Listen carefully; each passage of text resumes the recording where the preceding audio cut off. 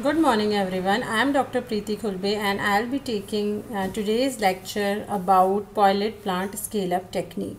So pilot plant scale up technique is a technique which is used for the transfer of technology or transfer of formula from one place to another place, that is from manufacturing to the from manufacturing to large scale.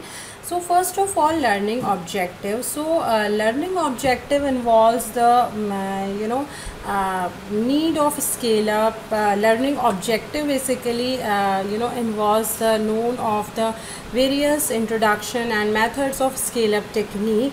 That is, in this you will came to know about the scale up techniques, different scale up techniques, how we can perform the scale up study, okay, and various aspects related to the pilot plant as well as GMP consideration which is related to the scale up. So first thing is this, that GMP consideration already we have discussed in our previous video.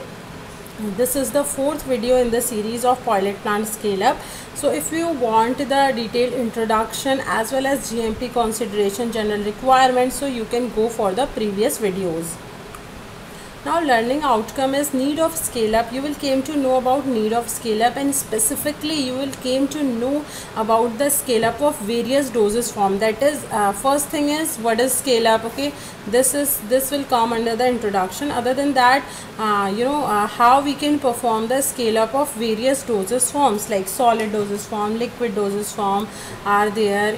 There are many doses forms. So how we can perform that particular scale up of different doses form, this will came to know about in our in this topic. Now advantages and disadvantages of scale up techniques. So you know that there are various advantages and disadvantages of the techniques. So these techniques will came to know in this video. Now in last lecture we have discussed about the various drying techniques of granulation. So we have in last lecture we have discussed about the granulation. Also we have discussed about the pilot plant of drying, pilot plant of blending we have discussed, and also we have discussed about various techniques which are used for the granulation. So here the how what are the basic technique here. Here it is given in the chart form. First one is wet granulation. We have discussed that wet granulation is there. We have also discussed about different equipments which are used in the wet granulation. So a drying technique in wet granulation is tray drying or fluidized bed dryer we can use. Okay, so if you have studied about the tablet dosage form or manufacturing of the tablet dosage form in detail, so it is very easy to understand. Okay, so tray or fluidized bed dryer we can use for it. Vacuum or gas we can use for the wet granulation, as well as stripping and microwave we can also use it. Spray dryer, spray drying is a very well known technique for the drying of granules, so it also can be used for this process. Then in dry granulation, the dry compaction is there. Okay, we have discussed that there is a dry granulation in which the slugging is formed. First the large tablet is formed, then this large tablet will then crush or milled in the milling. This technique we have already discussed. So this is known as the dry compaction technique. Okay, now third one is also there, that is the direct compression. And in direct compression the the characteristics should be the dry compaction, direct compression. That is, the characteristics of material should be like it should be directly compressible type. There are multiple advantages of this type of formulation. Less space and manpower required for the for these type of formulations. Less handling of material since they are closed systems. Reduce danger of personal exposure to potent materials are there. Prevent from potentially hazardous substances may be there in the formulation. Now next one is the drying. So you can see here the equipment is given. The most common conventional method of drying of granulation continues to be the circulating hot air oven, which is heated by either steam or electricity. So hot air oven is a very good example of drying, and the diagram shows it is not a hot air oven, it is general drying equipment. Now drying, here you can see this is the diagram of fluidized bed dryer. So in most of the pharmaceutical company, large scale pharmaceutical company, this fluidized bed dryer is only used for the this process. The granulation is the granulation bed is too deep or too dense, the drying processes will be inefficient, and if soluble dyes are involved, migration of the dye to the surface of the granules is possible.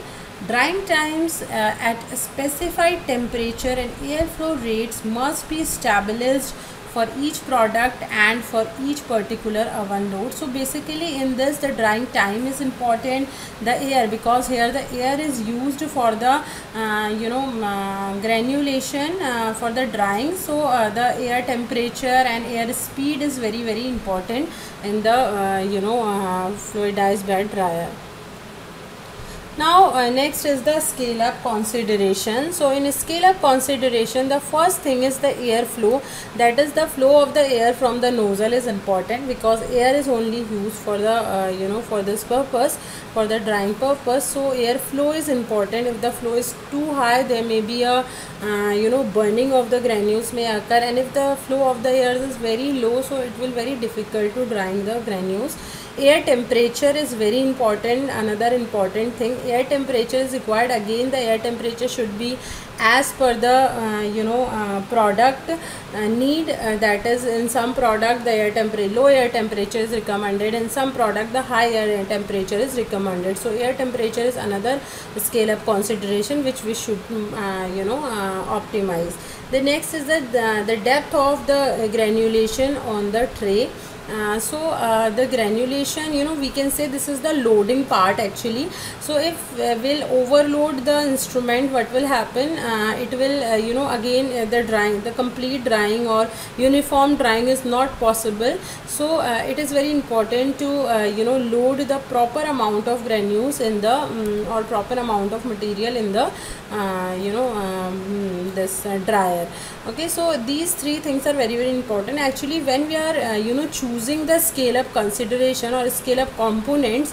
So these scale up components are should be critical components, that is, if we'll choose the critical component and then only we can optimize it for the large scale production. Next is the tray drying. So the tray drying method are here you can see the tray dryer is given in the picture. So here the multiple trays are there. So in this the trays are placed for the in the trays the material is placed in the trays, actually spread into the trays, so that easy and uniform drying is possible. So first one is airflow. Again the airflow is important, as we have discussed in the fluidized bed dryer, the airflow is important. Similarly in each and every dryer the airflow is a very important criteria. So airflow should be uniform. The air temperature, obviously because air is used, so air temperature should be uniform as per the product need. Depth of the granulation tray, same, the granulation tray, if we'll over load it, what will happen, this is very difficult to difficult to do the this proper drying. Similarly, monitoring and drying process by use of the moisture and temperature probes. So for this the drying monitoring the drying processes by use of moisture and temperature probe. So temperature should be uniform and important. If it is not so, then it is very difficult, you know, to do the drying, because if the if the material is moisture sensitive, so so we cannot use the moisture into it, and we should basically, if the temperature is high temperature sensitive, so we cannot use high temperature, we have to use the low temperature. Actually the moisture content should be balanced in the formulation. Basic thing is this. Okay, now drying times at a specified temperature and airflow rate for each product. So each according to the product, the drying time and the this product airflow is selected. Yeah, so this is the thing. Next is the fluidized bed dryer. In fluidized bed dryer, we have already discussed about the fluidized bed dryer. So the scale up consideration related to is this optimum load. Obviously we should upload the optimum amount of material. Airflow rate is good. Inlet air temperature should not be too high and too low. It should be depending upon the product ke according it will vary. Humidity of the incoming air should also be maintained as per the product. So all these things should be maintained as per the product, but all these four things are critical parameters. So for each and every product we should optimize, or we should select the the thing. Now reduction of particle size. So compression factors that may be affected by the particle size distribution are flowability, compressibility, uniformity of tablet weight, content uniformity, tablet hardness, and tablet color uniformity should be there. Now first step in this process is to determine the particle size distribution of the granules using a series of scatters sieves of decreasing mass openings. So in lab also you have done the particle size distribution test by using different sieving methods. So this only you have to do. You have to place the there is an instrument in which sieve shaker also it is known as, or stacked is also known as this. So in this you have to place the series of sieves in the decreasing mass size. So according to this the particle size distribution you will came to know. So first of all you will came to know about the you have to make a proper granulation with the proper particle size. Then then you have to go for the compression at last, and for this the weight, content, the uniformity, the hardness, the compressibility, the flowability, and the distribution is being checked. Now the reduction of particle size reduction of the dried granulation of production size batches can be carried out by passing all the material through an oscillating granulator, a hammer mill, mechanical sieving device, or in some cases a screening device. Okay, so particle size, if you want to reduce the particle size, so obviously milling is the one option. So and other than that you can also go for the oscillating granulator. It has the shaking mechanism, oscillation is there. Then hammer mill can be used, the mechanical sieving device. So with the screening, there is a screen, this screen size is different. In milling the screen size is different, in sieving the screen size is different. Okay, so this you should keep in your mind. As part of the scale up of a milling or sieving operation, lubricants and glidants which in the laboratory are usually added directly to the final blend are usually added to the dried granulation during the sizing of the operation.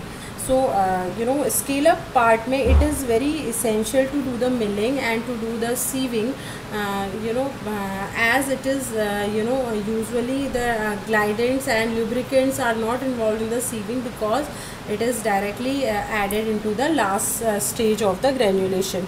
This is done because some of these additives, especially the magnesium stearate, tend to agglomerate when added in large quantities of the granulation in the blend. So it is only for the stearic acid salts basically. Problems due to improper particle size. So large particle size, insufficient filling of the die cavity, and weight variation may occur. So now there are certain problems related to the particle size. That's why we are adjusting the particle size, because if the large particle size is there, so it may create the insufficient filling of the die cavity, because the particle size is large, so space between particle and particle are very high, so it is very difficult to do this. Now similarly, the weight variation, so it will go for the weight variation. Obviously, if insufficient filling is there, one time the filling is high, another time the filling is low, so it leads to the weight variation. Next is for colored granulation, courses the granulation mottling. Okay, so in case of colored granules, it may, if the particle size is not uniform, not proper, so it may cause the mottling. Mottling means the unequal color distribution. So because the particles are not equally divided, not equal, so it may leads to the mottling. Now the too many fines, yani ki flowability, if the fines are there, okay, because there should be a ratio between the fines and the this fines and the granules. So if the flowability problem is there, so weight variation, because of two fines the flowability problem is there and weight variation may occur. Now the capping occurs if the speed of the press is increased. So there may be a capping problem seen if the particle size is not proper, the particle size distribution is not proper, so it may leads to the capping problem. Capping is, you know that the upper crown or lower crown, if lower portion is the completely separated from the tablet, then this is known as capping. So it may also done with the help of this. Okay, yeah. So now equipments which are used for the size reduction, particle size reduction, are the oscillating granulator, hammer mill, mechanical sieving device, and screening device. So this also we have discussed that these are multiple equipments which are used for this purpose. Now hammer mill, you can see here the hammer mill is seen, oscillating granulator are there, as well as mechanical sieving is there. So you can see here the mechanical sieving is similar to the your lab scale lab equipment, because in this the sieves are placed in the decreasing mass size order. Now controlling factor, or we can say scale up factor, and we can also say that critical factor. So here the first critical factor is speed of the milling. So speed of the milling is totally dependent upon the material. In some material the high speed is required, in some material low speed is required. Okay, similarly the rate of material feed. So by which rate the material is feeded is also important. The rate of the material feed and speed of the mill should be similar, somewhat similar. Okay, type of equipments are also essential. So what type of equipment you are using for the size reduction is also important. Okay, for example, either you are using hammer mill, oscillating granulator, or you are using the screen, sieve shaker. This also, all these are the controlling factor. If you are using the sieve shaker, and if you are using for the one product sieve shaker, and another same product if you are using the hammer mill, so in both the cases the speed of material as well as speed of mill and the rate of material is different. Now use of lubricants and glidants. Okay, so in lab added to the final step, scale up added to the dry granulation during size reduction. Okay, so this is again an important thing, that in case of laboratory, when you are using it into the laboratory, the lubricants and glidants, which are both basically increases the flow of the granules in different places. So when we are talking about the lab scale, so in lab it is added into the final blend, whereas scale up added to the dry granulation during the size reduction. This is done because the additives like magnesium stearate, agglomerates, when added in large quantities to granulation in a blend. Over mixing or under mixing should be avoided in case of the particles. Okay.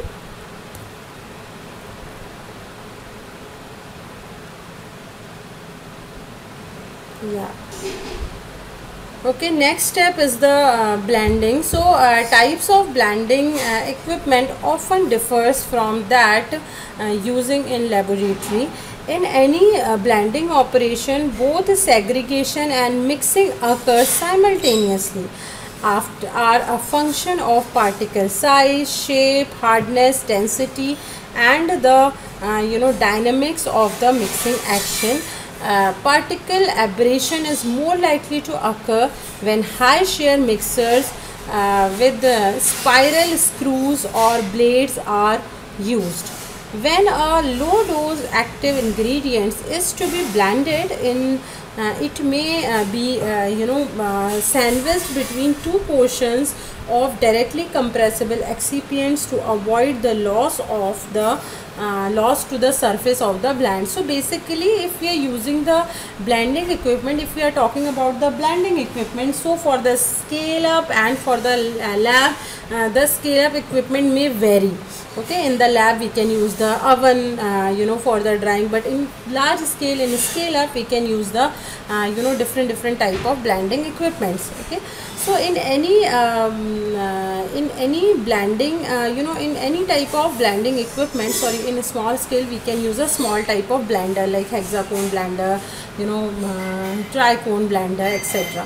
Okay, so in blending operation is basically the the method is the segregation and the mixing simultaneously, like first the segregation happen, then mixing happen. Okay, so similar this is there. So in this type, if we are using one thing which we should know, that if we are using the we are doing the mixing or blending of low dose active ingredients, so we should make a sandwich between sandwich. First the inactive ingredient we should place, then we should place the low dose active ingredient, then again the we should place the inactive ingredient. So there should be a sandwich, sandwich you should make, then you should fix it, you should mix it properly by using the any type of blender to avoid the surface of the blender, loss of blender surface loss now basically. Okay, now scale up of blending. So blender loads is the first. Loading is always the first thing, okay, related to this. Blender loads, blender size, mixing speed, mixing time, bulk density of the raw material, and characteristics of the raw material. Okay, so here we can see that characteristic of the material is the main thing which is related to this. Either what type of material we are dealing with, it is very important when we are talking about the blending. Okay, after the characteristics of material, that is type of material, second thing is bulk density of raw material. What type of raw material you are choosing, what is the bulk density of that particular powder is also important when you are selecting a proper blender for the scale up. Now third thing is mixing time. How much mixing time is required, what should be the mixing speed, the type, blender size kitna hona chahiye, what should be the load in the blender. All these are scale up parameters, that is all these are critical parameters which we should optimize, and which is optimized as per the material we are dealing with, or we can say as per the formulation which we are making. Okay, now next one is the blending control factors. So as in the previous slide we have already discussed about the scale up of blending. Similar things are there, the design of the blender, the mixing speed, mixing time, and blender load, all are very important in all cases.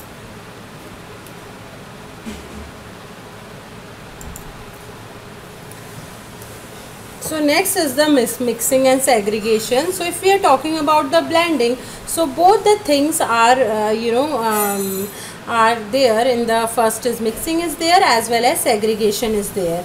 So it will lead to the particle size, particle shape. It will also impact, if the proper blending, also impact in the hardness, density, dynamics of the mixing action, etc. Characteristic of the material. So the fragile particles or agglomerates more readily abraded, and it will give the more fine results. Improper mixing, flow problems, fill problems, as well as content uniformity problem is there in case of fragile particles.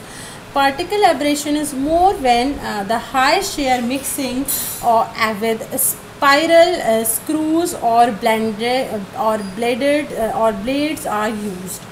Tumble blenders are for prolonged mixing. The tumble blenders are used in that cases. The bulk density of raw materials considered in selection of the blenders as well as determining the optimum blender load. Excessive granulation, poor content uniformity, poor lubrication, and improper color dispersion is there in case of excessive granulation. Okay, so here the some characteristics along with the, its results are given in the slide. Now specialized granulation techniques. Some are the specialized granulation technique, that is the dry granulation. So we have also discussed about the dry granulation, that is slugging, in our last video. That in slugging, if the powder is if the material is moisture sensitive, and also if the material is not non-compressible type, if the material is moisture sensitive, so we can not use the wet granulation method, right? But we can use the another methods. Another methods are dry granulation and direct compression. So in direct compression, the material should be directly compressible.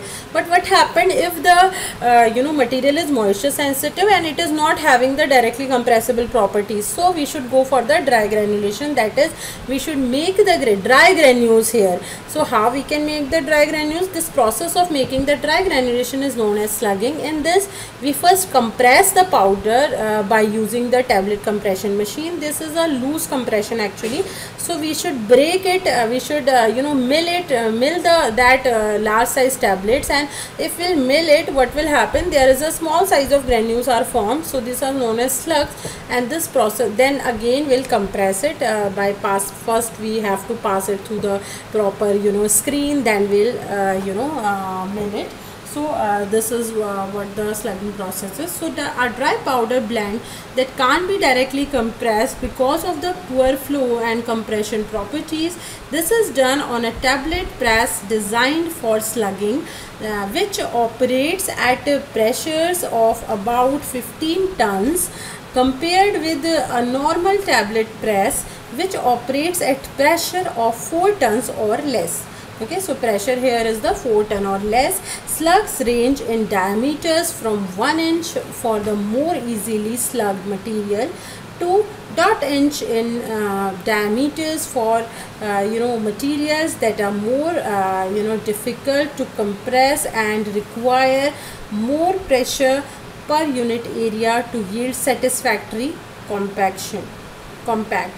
If an excessive amount of fine powder is generated during the milling operation, the material must be screened and fines recycled through the slugging operation. Scale up consideration. So scale up consideration related to dry granulation or slugging is forces used for slugging as the first step. Next is diameters of the punches, sizing and screening operations. So these 4 are the important scale up parameters for the dry granulation, or we can say these are the critical points for slugging, right? So forces used for the slugging. So what type of large tablet you are making? Okay, so this is the forces used for slugging. Similarly, the diameter of the punches, what type of diameter you are using for the slugging, for the large size tablet जो आप use कर रहे हो उसमें क्या diameter ले रहे हो punches की. Similarly, sizing, when you are milling, what size of screening you are use, screening operation, what type of operation you are using for screening or for size reduction. So all these things are related to the scale up consideration of the slugging or dry granulation. Now granulation handling feed system. So the handling of finished granulation is the first step. Then scale up studies determine effect of the handling system on content as well as uniformity and particle size distribution. Segregation affects tablet weight, thickness and hardness. Cleaning procedures should be well documented and validated. So this is the thing which are step by step process of granulation handling and feed system. So first handling of finished granulation is done, then scale up of handling is determined, then segregation effects of the tablet weight, thickness and hardness is there, and then proper validated cleaning procedure or documentation is used for this. Now next is the direct compression. If the material is moisture sensitive, so we'll go for the direct compression, but the powder should have the direct compressibility properties, okay, because it is a very simple and very easy method of the of making the granules. So granulation by dry compaction or direct compression can also be achieved by passing powders between two rollers that compact the material at pressure of up to 10 tons per linear inches. Materials of very low density require roller compaction to achieve a bulk density sufficient to allow encapsulation or compression. Now one of the best best examples of this process is the densification of aluminium hydroxide. The pilot plant personnel should determine whether the final drug blend or the active ingredient could be more efficiently processed in this manner than by conventional processing in order to produce a granulation with the required tableting or encapsulation properties. Now direct compression, the ultimate test of a tablet formulation and granulation process is whether the granulation can be compressed on a high speed tablet press. During compression, the tablet press performs the following functions. First one is filling of empty die cavity with granulation. Second is pre-compression of granulation. Third is compression of granulation. Then ejection of tablet from the die and take off the compressed tablet. So this is very simple process. First you have to weigh the material, then fill the die cavity. Then if you want, you can pre-compress it, मतलब एक बार compression speed चलानी है machine, then again compress it with the force and then ejection of the tablet. Now what are the scale up consideration related to it? So first one is components of blender, second is mixing speed, third one is mixing time and mixing action, then blender load. So all these things are very common, जैसा हम पहले भी बात कर चुके हैं कि components of blenders are very very very important.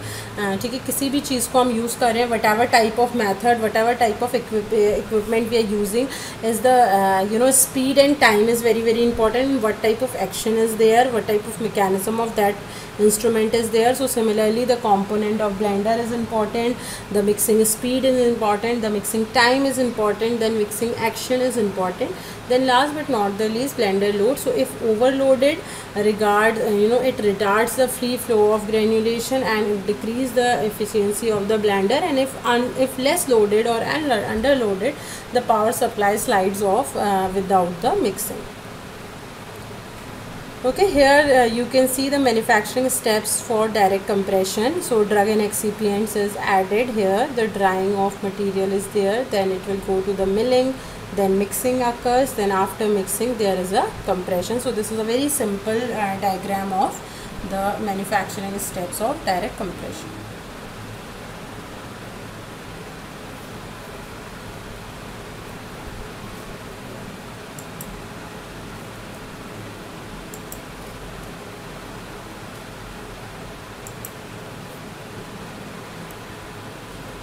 Okay, here stepwise process for direct compression. First here the grid is there, then conditioning chamber is there, then here the pallets are there, the coolers, the crusher, the screen. This is actually the we can say the instrumental diagram. Here the blender is there, here the compress is there, and this tablet is made by using the direct compression method. Now control factors, manufacturing steps for direct compression. So particle characteristics like mixing and segregation, the size and size distribution, shape, static charges, blender load, optimum mixing speed, blending time, optimizing the process, and validating of its performance. All these are controlling step for the direct compression. First we need to know about the particle characteristics, what type of particle we are using, either it is for the mixing, either it is for the segregation, then blender load, how much amount of blender we are filling, then the optimum mixing speed which we are following, then blending time which we are using, then optimization of and the validation of process and its performance.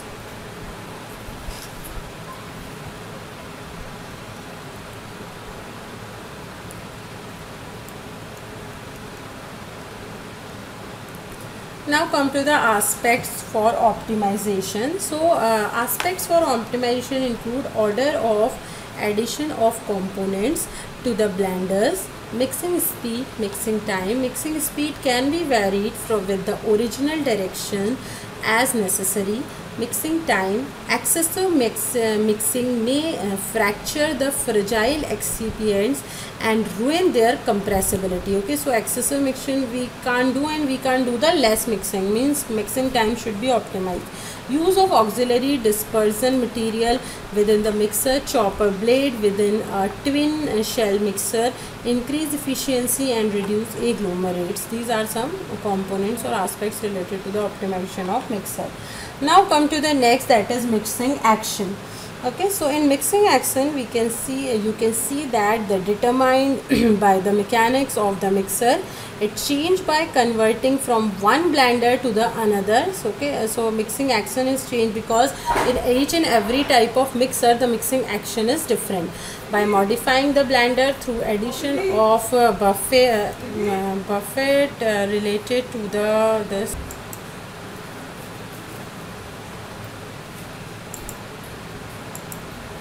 So mixing action is determined by the mechanics of the mixer. It changed by converting from one blender to the other, or by modifying the blender through addition of buffers or pebbles or patterns which would alter the mixing characteristics. Blender load affects efficiency, overload and small load, reduced free flow of granules and reduce efficiency, localized concentration, content uniformity, small load sliding and rolling of powders in the blender, no proper mixing, and increased time of mixing is there. Suitable for thermolabile and moisture sensitive APIs. This direct compression is suitable for the moisture sensitive and thermolabile substances. Its changes of batch to batch variations are negligible because the unit operations required for manufacturing processes is fewer.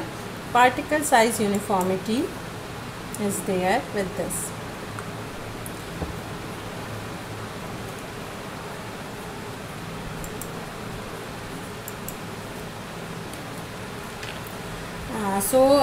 These are the references you can see here. You can for the references you can go for any like journals for the recent updates, as well as you can go for the go for the any books related to the introductory part and methods. There are multiple books and journals related to the pilot plant studies. In recent journals also you will find out the many novel techniques which are used for the pilot plant scale up. Now come to the next part, that is objective questions. First one is the control factors of milling in pilot plant does not include the speed of mill, date of material feed,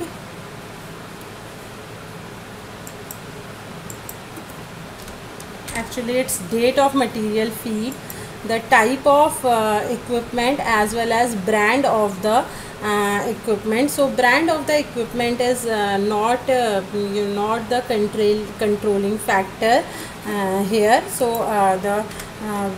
The speed is important, the rate is important, and type of equipment and brand of the equipment.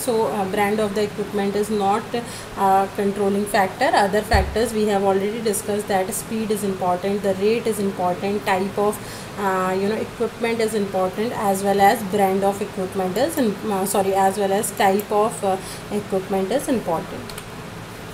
Now next is which is not true about pilot plant. So stability study testing is important. Yeah, obviously stability study is very important in the case of this pilot plant study. Second is transfer of analytical QA method. Obviously analytical quality assurance method transfer is essential for it. No need to follow the GMP, good manufacturing practices. Yeah, it is also correct. Good manufacturing practices follow up is essential, and space requirement to be discussed is the yes, we should do it. So the which is not true is GMP is not required, because GMP is required in each and every phase of the procedure. Now next is the scale up of blending. Scale up blending in pilot plant include blender size, blender time, mixing speed, and all of the above. Yes, all of the above is the right answer. So we have discussed that the blender, in any case the size of the equipment, the time of run of the equipment, the speed is important. So all of the above, D is the right answer for it. Okay, next is the GMP. Okay, next is the GMP consideration in pilot plant not include. So it will not include the budget requirement. Yes, this is the right answer. Budget requirement is not included in the GMP consideration. Other than that, regularly process review, revalidation, relevant written standard operating procedure, and use of component technically qualified competent technically qualified personnel is important in that cases. So yeah, answer is incorrect. I mean answer A is correct. So GMP does not, good manufacturing practices does not include the budget requirement. The regularly process review is obviously we have discussed that regular review of the process is very important. Relevant written standard operating procedure is also important. We have to write the procedure in detail so that any person can can follow the process and make that particular type of formulation. The use of competent technically qualified person is very important in this case also. So budget requirement is the answer.